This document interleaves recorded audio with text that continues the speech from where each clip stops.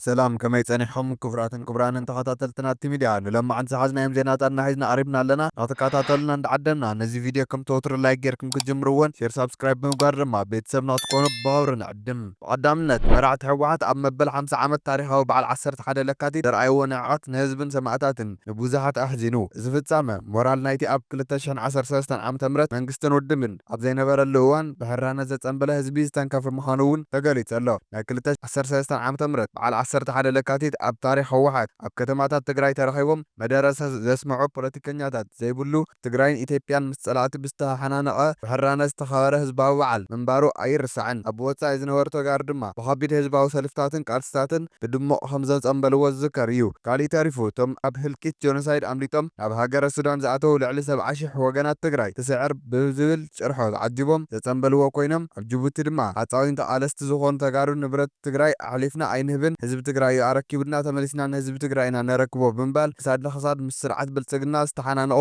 ከባቢ 189 ናይ ከበድቲ ተሽከርከርቲ ትራንስ ኢትዮጵያ ሽፈራት ተጋሩ ኣኽቢሮሞ ነይሮም። ኣብ ዓይነት ትግራይ ከተማ መቐለ ድማ ምትእኽኻብን ምንቅስቓስን ሰራዊት ሓይልታት ምክልኻል ትግራይ ኣሎ ዝብል ስግኣት ዝሓደሮ ኣብ ውሽጥን ከባብን ከተማ መቐለ ዝነበረ ወራሪ ሓይሊ ኣብ ጭንቀት ፀበባ ኣትዩ ዙርያ ምላሽ መቐለ ድፋዕ ይኸዋት ነይሩ። መናእሰይ መቐለ ንጽምብል 46 ዓመት 11 ለካቲት ኣመልኪቶም ዝተፈላለዩ ጽሑፋት ይጥቅዑ ነይሮም። ወረድቲ ድማ ን11 ለካቲት ኣመልኪቱ ዝኾነ ይኹን ምንቅስቓስ እንተገይሩ ኣብ ልዕሊ ህዝቢ መቐለ ስጉምቲ ክንወስድ ኢና ይብሉ ነይሮም። ምስ ተኣሳሲሩ ካብ ምሸት 12 ሰዓት ኣትሒዙ ዝነበረ ሕላፍ ሰዓት መቐለን ብቐትሪ ሰዓት 10 ህዝቢ መቐለ ገገዞ ኣትዩ ነይሩ። ንከተማ መቐለ ሓዊሱ ኣብ ሙሉእ ትግራይ ካብ ድሮ ኣትሒዙ ሓይሊ መብራህቲ ተቋሪጹ ነይሩ። ግልጋሎት ስልኪ እውን ኣብ መብዛሕትኡ ከባቢታት ብዝግባእ ኣይሰርሕን ነይሩ። ግልጋሎት ባንኪ ካብቲ ቀዲሙ ሓደ መዓልቲ ንምውፃእ ፈቒድዎ ዝነበረ መጠን ገንዘብ ነኪዩ ናብ ዝተሓተ መጠን ኣውሪድዎ ነይሩ። على 11 ለካቲት ክነኽብር ኢና ኣይተኽብርን ብዝብል ኣብ እንዳ ኢየሱስ ብሬን ምስ ዝተኸሉ ወታደራት ወረርቲ ዝተሃላለኸ መንእሰይ ከተማ መቐለን እታ ከተማ ን11 ለካቲት ዘድምቑ ባላንቺናታት ንሰማይ ብምሕንባብ ዝተፈላለዩ መልእኽትታት ዝሓዙ ጽሑፋት ብምጥቃዕ እቲ ስእሊ ጌታቸው ሒዝካ ስእሊ ደብረጽዮን ሒዝካ ባንዴራ ትግራይ ኣርማ ህወሓት ኣለካ እንዳተባሃለ ሞትን ስቅያትን ዝቕበል ዝነበረ ህዝቢ ከተማ መቐለን ካሊእ ከባቢ ትግራይን ኣብ ልዕሊ 11 ለካቲት ክወርዶ ዝኽእል ዋጋታት እንዳፈለጠ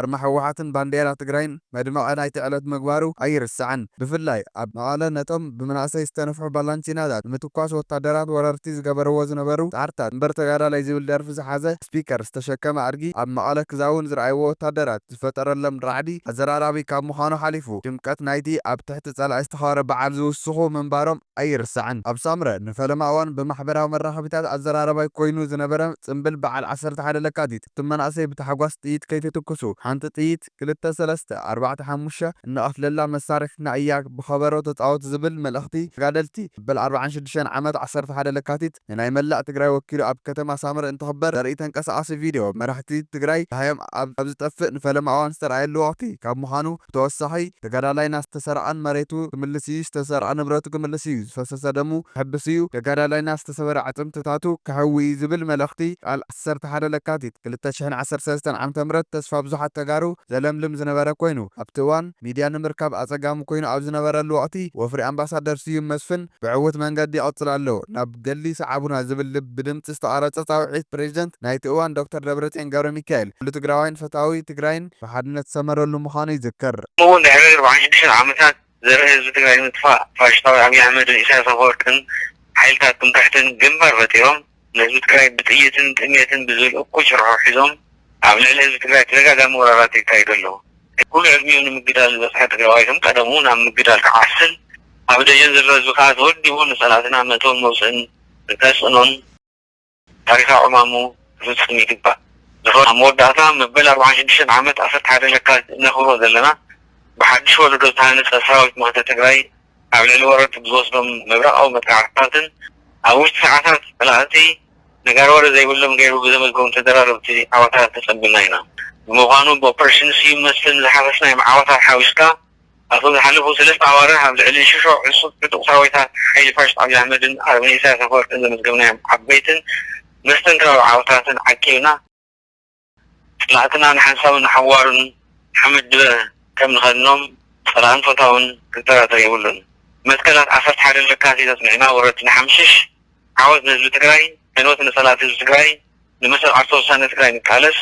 ዘለዓለማዊ ክብሪ ንጀጋኑ ናይቲ ማልን ሎምን ስዋዕትና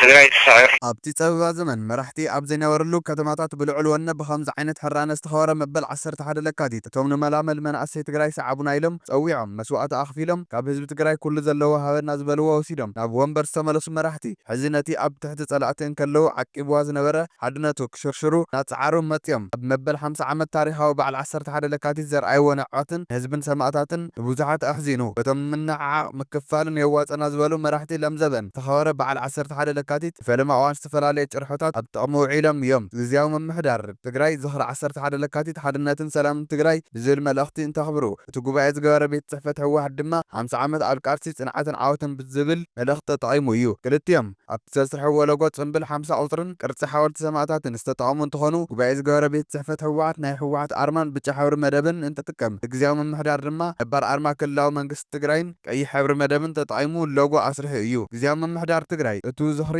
ብሕጊ ዝተቐመጠ ብሄራውን ህዝባውን ምዃኑ ሓቢሩ በዓል ዋና እቲ ዝኽሪ ድማ ዓርሱ ገይሩ እንትወስድ ንቤት ጽሕፈት ህወሓት ድማ ብሽም 11 ለካቲት ካብ ህዝብን ተመዛበልትን ዝእክቦ ገንዘብ ይርዳእኻ ክበሃል ፃውዒት ኣቕሪቡ እዩ ቤት ጽሕፈት ህወሓት ብወገኑ ወናን እቲ በዓል ዓርሱ ምዃኑ ገሊጹ ከቐስቅስን እቶት ከተኣኻኽብን ጸኒሓ ኮይኑ ዓመት ሙሉእ ከኽብሮ ምዃኑ ገሊጹ እዩ ነቲ ግዜያዊ መንግስቲ ድማ ብሄራዊ ክሕደት ዝፈጸመ ኢሉ ብምኽሳስ እቲ በዓል ከም ዘይምልከቶ ክገልጽ ይስማዕ ኣብ ኣኼባ ሕብረት ኣፍሪካ ብኢድ ጓንት ተወጢጦም ሰላምታ ክለዋወጡን ክተሓቋፉን ዝቐነዩ መራሕቲ ክልቲኡ ወገን ኣብቲ ዓብዪ ኣፍሪካዊ መድረኽ ሓደ ኮይኖም ጸላእቲ ህዝቢ ትግራይ ሞጊቶምስ ኣብ መቐለ ተመሊሶም ፋሕ ከብልዎ ዝተረኣዩ ኮይኖም ዝመግለጺ ንዕዖት ዓበይቲ ዓዲ መራሕቲ ሃይማኖት ብሓፈሻ ድማ ህዝቢ ትግራይ ከምኡውን ክሕደትን ናይቶም ሽሞም ዝምሕልሎም ሰማዕታት እዮም ናብ ዝብል መደምደምታ ድማ ኣዘንቢሉ ኣሎ ኣብ 11 ለካቲት 1967 ዓ.ም ዝተወገሰ ዓላማ ብሄራዊ ረብሓ ትግራይ ዝተሓንገጠ ቃልሲ ህዝቢ ትግራይ መቐጸልታ ናይቲ ቅድሚኡ ዝነበረ ውድብ ቃልስታት ህዝቢ ትግራይ ኮይኑ ብርቱዕ ጎኑ ህዝቡ ኣወዲቡ ናብ ሓደ ኣዕሲሉ ንዝደልዩ ዕላማ ክቃለስ ምግባርን ምዕዋቱን ወታደራውን መስፍናውን ስርዓት ለዊጡ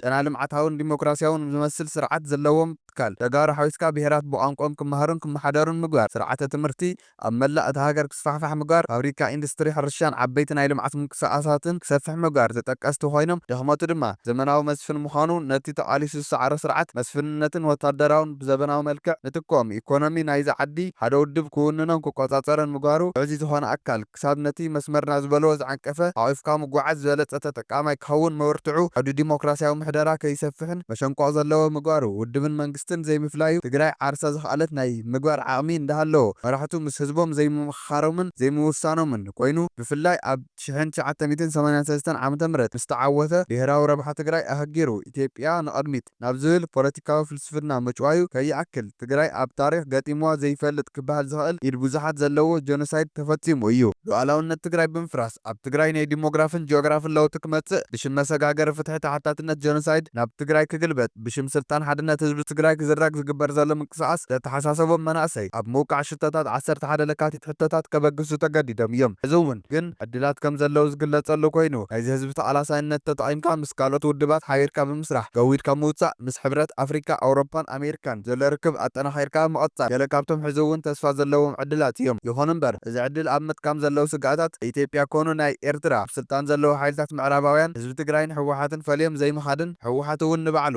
ዋና በዓል ህዝቢ ኮይኑ ክራ ዝገብሮ ዘሎ ጻዕርታት ህወሓትን ተቃወምቲ ውድባት ትግራይ ከም ጸላእቲ ምርኣይ ወዘተ እዮም ኣብ መወዳእታ ጉዕዞ 50 ዓመት እንትድመርን እንትቕነስን ትግራይ ሕዚ እውን ኣብ ከቢድ ቃልሲ ክትህሉ ዝገበረ ኮይኑ ተስፋ ጽባሕ ክረህቡ ዝደሊ ዝኾነ ይኹን ክፋል ሕብረተሰብ ካብቲ ዝረአ ዘሎ ውልቃውን ጉጅላውን ምትእኽኻባት ወፂኡ ኣብ ብሄራዊ ኣጀንዳ ዓሲሉ ንቕድሚት ክስጉም እዩ ከም ዝግባእ እዩ ለበዋ ዝቐርብ ዘሎ ለካቲት 11 ብዳንኬራ እንተይኮነስ ምምኽኻር እዩ ክበዓል ዝግብኦ ሕዚ እውን መድረኽ ምድማፅ መድረኽ ሓድነት መድረኽ መውራስ የድሊ እዚ ንምግባር ብዓበይቲ መራሕቲ ሃይማኖት ዝተጀመረ ናብ ዘተ ንክእቶ ዝተገበረ ድፊት ከዓቢ ክስራሕ ኣለዎ ክዛተይ ክንደፍኦም ዘለና ተመሊሶም ሓደ ኮይኖም ክረግጹና ኣይኮነን ላዕለዋይነት በዓል ስልጣን ህዝቢ ንክምለስ ዘለዎም ስልጣን ንምግዳብን ኣእምታት ትግራይ ንክእክቡ ዕንቅፋት ከይኾኑን እዩ ክኸውን ዘለዎ ለካቲት 11 እዚ ብምግባር እያ ክትክበር ዘለዋ መልእኽትና እዩ ፕሬዚደንት ኢትዮጵያ ነበር ፍሉይ ልኡኽ ቀዳማይ ሚኒስትር ኢትዮጵያ ኣብይ ኣሕመድ ሙላቱ ተሾመ ብዛዕባ ኤርትራ ዝሃብዎም መጠንቀቕታ ሓቅነት ከም ዘይብሉ መንግስቲ ኤርትራ ኣፍሊጡ ኣሎ ኤርትራ ትግራይ ሓድሽ ኩናት ንምውላዕ ትዳሎ ከም ዘላን ኤርትራን ክትግጣዕ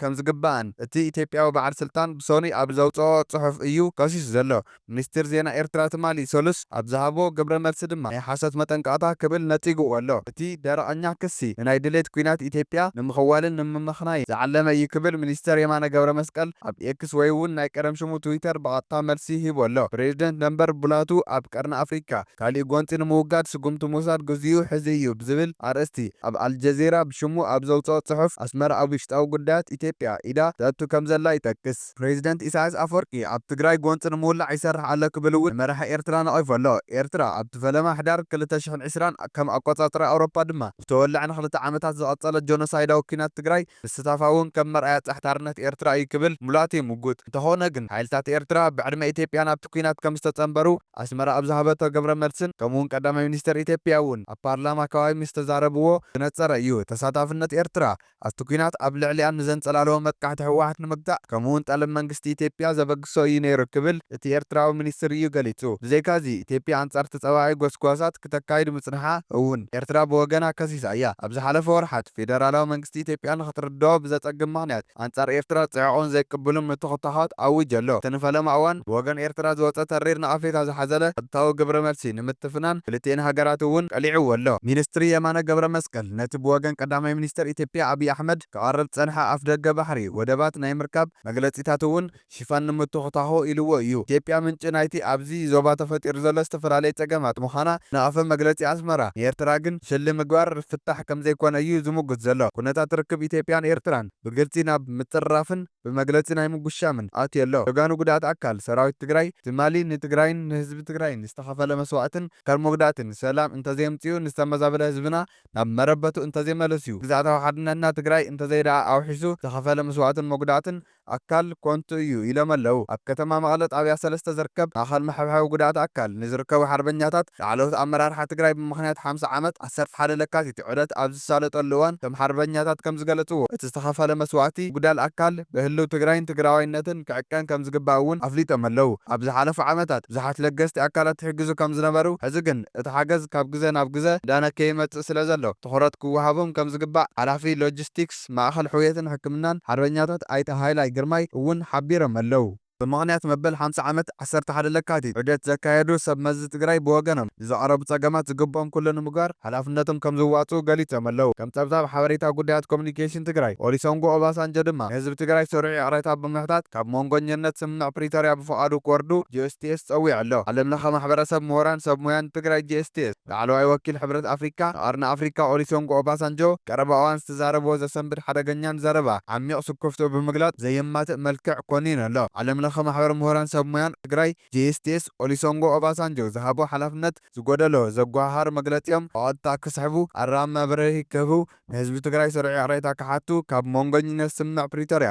ፍቓዶም ክወርዱ ጸዊዑ ኣሎ። ኦባሳንጆ ዘይሻራዊነቱ ክረጋገጽ ብዘይምኽኣሎምን ትግበራ ስምምዕ ፕሪቶርያ ንምድኻም ምጽዓሮም ሕብረት ኣፍሪካ ኣብዚ ጉዳይ ኩለ መዳያዊ ምርመራ ከካይድ ኦባሳንጆ ብብቑዕ ዘይሻራዊ ዝተኸበረ መሰረታዊ መርሆታት ስምምዕ ፕሪቶርያ ብዝድግፍ ሎም ወገናት ማዕረ ተቐባልነት ብዘለዎ ሰብ ምትካእ ሓዊሱ ስጉምቲ ክወስድ እውን ማሕበረ ጂኤስቲኤስ ተላብዩ ኣሎ። ክቡራት ተኸታተልትና ሎማዓት ዝሓዝናዮም ዜናታትና ነዚኦም መስሉ ነይሮም። ስለዝተኸታተልኩምና ኣዝና እንዳመስገና እዚ ቪድዮ ላይክ ጌርኩም ክትሓልፉን ሼር ሳብስክራይብ ብምግባር ድማ ቤተሰብና ክትኮኑና ናቲ ሚድያ ብኸብሪ ይዕድም። ብኻሊእ ዜናታትና ክሳዕ ንራኸብ ድማ ሰናይ ጻንሒት